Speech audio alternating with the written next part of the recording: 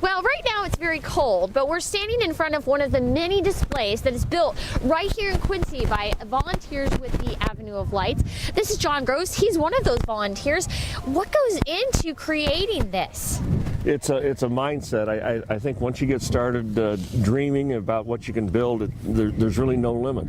The skating caterpillar was a display that was built, designed and built by Bob Scott of Scotty's Skateland then, Scotty's Fun Spot now, and George Efron was a volunteer. They designed it on cardboard, replicated it by hand, welded it up. That's actually built on a truck chassis so that it could be put in parades and so forth. And that display's about 10 years old, but 2 years ago it went through a complete facelift.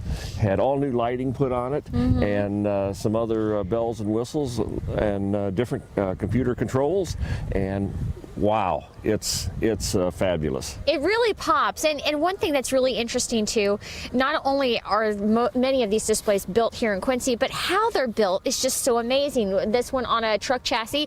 The snowman behind us essentially is the first one that you did the endeavor to go and build locally. How did that all work out? Well, we had a display similar to that from the leasing company, and getting ready to return it, we just simply put it on big sheets of cardboard and traced it.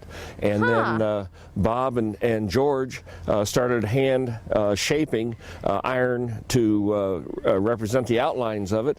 And then it was initially built with C7 light bulbs. And then a few years later, we stripped the C7 light bulbs off and went to rope lighting.